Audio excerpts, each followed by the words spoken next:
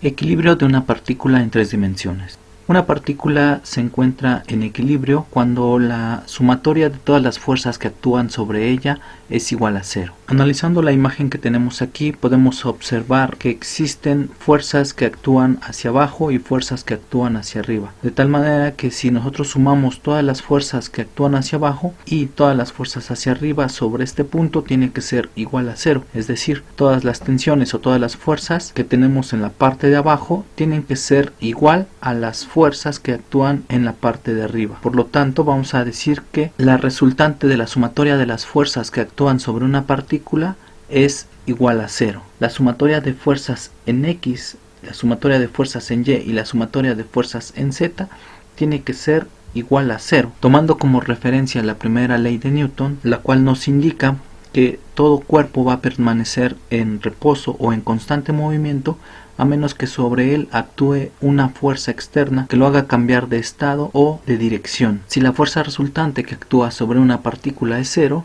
la partícula permanecerá en reposo, si originalmente estaba en reposo, o se moverá en velocidad constante en línea recta si originalmente estaba en movimiento. Tenemos este ejemplo de una pequeña partícula la cual sobre ella actúan dos fuerzas en direcciones opuestas. Estas fuerzas tienen la misma magnitud, por lo tanto esta partícula se encuentra en equilibrio, ya que si realizamos la sumatoria de las fuerzas que actúan sobre esta partícula, la resultante va a ser igual a cero. Vamos a realizar un ejemplo para comprender el tema de equilibrio. Se usan tres cables para amarrar el globo que se muestra en la figura. Si se sabe que el globo ejerce una fuerza vertical de 800 newtons en A, determine la tensión en cada cable. Lo primero que vamos a hacer es determinar cada uno de los puntos y ubicar sus coordenadas. Para las coordenadas del punto O tendríamos 0 en X, 0 Y y 0 en Z, ya que estamos hablando del origen. Posteriormente, ubicando las coordenadas del punto A, nosotros tendríamos 0 en X, ya que no tiene distancia en X, una distancia de 5.6 en Y 0 en Z. En la coordenada en A nos quedaría como 0 en X, 5.6 en Y 0 en Z. Posteriormente la coordenada de B tendría menos 4.2 en X, ya que se encuentra en la parte negativa del eje X, 0 en Y 0 en Z, ya que no tiene distancia en ninguna de esos ejes. Por lo tanto, la coordenada de B sería menos 4.2 en X, 0 en Y 0 en Z. Para la coordenada de C tendríamos 2.4 en X, 0 en Y 4.2 en Z, quedando de esta manera 2.4 en X, 0 en Y 4.2 en Z. Finalmente, para el punto D tendríamos una coordenada de 0 en X, 0 en Y menos 3.3 en Z. El problema nos indica que el globo ejerce una fuerza vertical de 800 newtons en A. Por lo tanto, a partir de este punto nosotros vamos a representar esa fuerza con una magnitud de 800 newtons, y las tensiones que ejerce cada uno de estos cables los vamos a representar también con una flecha, en donde la suma de estas tres tensiones o estas tres fuerzas tendrían que contrarrestar la fuerza de 800 newtons para que el sistema se encuentre en equilibrio, de tal forma que la sumatoria de todas las fuerzas nos dé 0.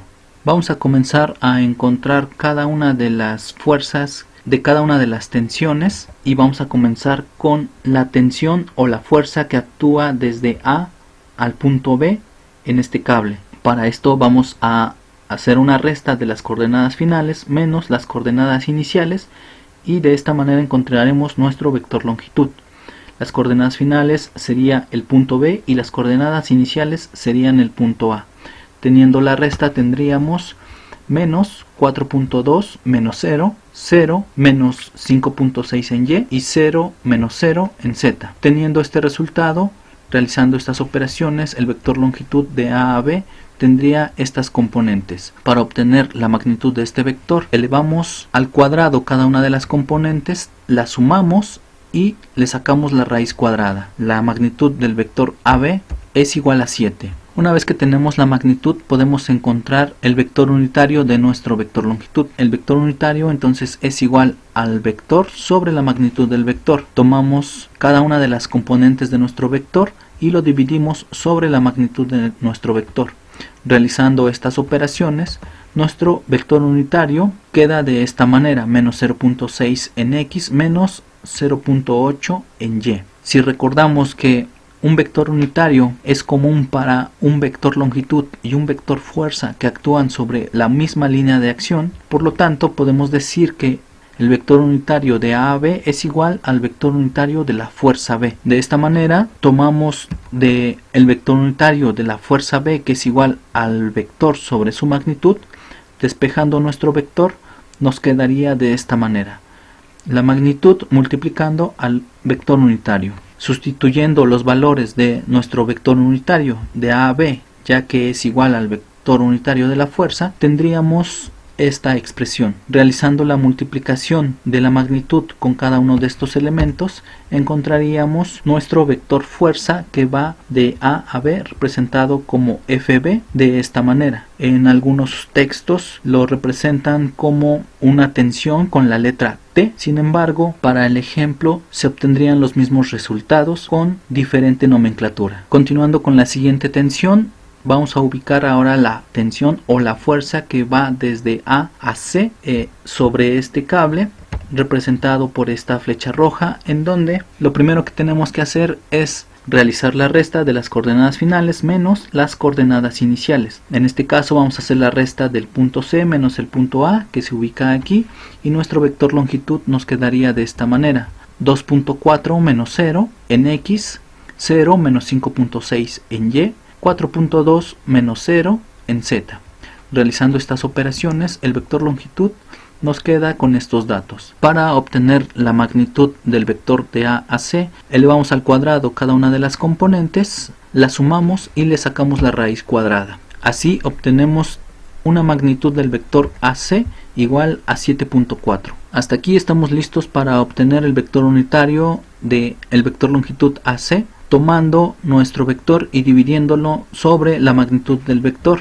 Escribimos cada una de las componentes divididas sobre la magnitud de 7.4 y realizando estas operaciones, el vector unitario de A a C nos quedaría con estos datos. Si ubicamos que el vector unitario de A a C es igual al vector unitario de la fuerza C, ya que estos actúan sobre la misma línea de acción, por lo tanto, despejamos del vector unitario de la fuerza C, que está representado de esta manera, y nos quedaría esta expresión. Sustituyendo los valores de nuestro vector unitario AC en esta ecuación, tendríamos el siguiente resultado. A partir de aquí nosotros multiplicamos esta magnitud por cada uno de estos elementos y obtendríamos el resultado para nuestra fuerza C con cada una de sus componentes. Finalmente vamos a encontrar nuestro vector que va de A a D, que corresponde a esta tensión, y nuevamente vamos a realizar la resta de las coordenadas finales menos las coordenadas iniciales. En este caso las coordenadas finales son D y las coordenadas iniciales son A. Realizando la resta nos quedaría 0 menos 0 en X, 0 menos 5.6 en Y menos 3.3 menos 0 en Z.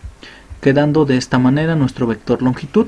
Realizando las operaciones tendríamos este resultado. Para obtener la magnitud de nuestro vector, elevamos al cuadrado las componentes, las sumamos y le sacamos la raíz cuadrada. De esta manera la magnitud de A a D es 6.5. Nuevamente sacamos el unitario del vector de A a D, tomando nuestro vector y dividiéndolo sobre su magnitud, quedando de esta manera. Finalmente, para el vector unitario de A a D tenemos este resultado. Nuevamente recordando que un vector unitario es común para un vector fuerza y un vector longitud que actúan sobre una misma línea de acción, sabemos que el vector unitario de A a D va a ser el mismo que el vector unitario de la fuerza D. Tomando del unitario de la fuerza y despejando el vector de esta fuerza y sustituyendo los valores de nuestro unitario en esta ecuación, llegaríamos a esta expresión. Si nosotros multiplicamos esta magnitud por cada uno de estos elementos, nuestro vector fuerza D quedaría de esta manera. Hasta aquí estamos listos para recordar cada uno de los resultados que hemos obtenido para cada una de las fuerzas o tensiones que tenemos aquí en nuestra figura, tomando los datos obtenidos anteriormente: la fuerza de A a B representada como la fuerza B, la fuerza de A a C representada como la fuerza C y la fuerza de A a D representada como la fuerza D. Ya las tenemos aquí y agregando también la fuerza que ejerce el globo verticalmente de 800 newtons, que esta se representaría solamente con la componente en Y de 800 en J. Como vamos a realizar la sumatoria de fuerzas en cada una de esas componentes, tendríamos que realizar la suma de todos los valores que se encuentran en X, de todos los valores que se encuentran en Y y de todos los valores que se encuentran en Z, para igualarlos a 0 respectivamente. De esta manera vamos a realizar la suma, por lo tanto vamos a comenzar realizando la sumatoria de fuerzas en X, comenzando con menos 0.6 FB más 0.324 FC, en donde tendríamos este resultado y lo igualamos a 0. Posteriormente, para la sumatoria de fuerzas en Y, tendríamos menos 0.8 FB menos 0.756 FC menos 0.861 FD más 800, y todo esto igualado a 0. Para la sumatoria de fuerzas en Z tendríamos 0.567 FC menos 0.507 FD y todo esto igualado a 0. Con esto lo que obtenemos es un sistema de ecuaciones de 3 ecuaciones con 3 incógnitas. A partir de aquí nosotros estamos listos para solucionar este sistema de ecuaciones y encontrar los resultados para cada una de nuestras fuerzas. Ya nuestro sistema de ecuaciones nos quedaría de esta manera, y quedándonos solamente con nuestro sistema de ecuaciones, tendríamos esta representación en donde vamos a llamar ecuación 1, ecuación 2 a esto que se encuentra aquí y ecuación 3 a esto que se encuentra aquí. Tomando de la ecuación 1 obtenemos este resultado despejando a la fuerza B. 0.324 queda del otro lado de la igualdad y 0.6 que estaba multiplicando queda dividiendo. Resolviendo la operación entre estas constantes nos queda un resultado para FB de 0.54 por FC. Posteriormente observamos en la ecuación 3 podemos también despejar a FD, en donde nos quedaría de esta manera: 0.567 queda del otro lado de la igualdad y 0.507 que está multiplicando quedaría dividiendo. Resolviendo la división de estos datos nos quedaría como 1.118 multiplicado por FC. Ya que tenemos cuánto vale FB y cuánto vale FD, estos dos valores los podemos sustituir en la ecuación número 2, en donde nos quedaría de esta manera. La ecuación es menos 0.8 FB, pero como FB vale 0.54 FC, ya está sustituido. Posteriormente es menos 0.756 FC menos 0.861 multiplicado por FD, pero FD tiene un valor de 1.118 por FC sustituido en esta ecuación. Finalmente más 800 y todo esto igualado a 0. Resolviendo cada una de estas multiplicaciones obtenemos los siguientes resultados. Hasta aquí nosotros tenemos solamente una incógnita que es FC, entonces podemos operar estos tres resultados quedándonos de esta manera. Si nosotros despejamos FC, 800 quedaría del otro lado de la igualdad y 2.15 quedaría dividiendo a 800. Por lo tanto, el resultado para FC es 372.093 newtons. Este resultado lo vamos a mantener ya que es parte de nuestra solución. A partir de aquí, como nosotros ya conocemos FC, podemos regresar a la ecuación 1 y la ecuación 3 y sustituir FC en cada uno de estos resultados. Para la ecuación 1, si nosotros sustituimos, tenemos el siguiente resultado: 0.54 multiplicado por el valor de FC, que es 372.93, y esto nos da un resultado de 200.93 newtons. Nuevamente este resultado ya es parte de nuestra solución. Tomando la ecuación 3 y sustituyendo en FC el valor que tenemos de 372.093, que es lo que se encuentra expresado aquí, resolviendo esta multiplicación tenemos un resultado de 416 newtons, y con esto encontramos cada una de las fuerzas o las tensiones de nuestro sistema, los cuales hacen que se encuentre en equilibrio. Esto sería todo, nos vemos en el siguiente video. ¿Verdad?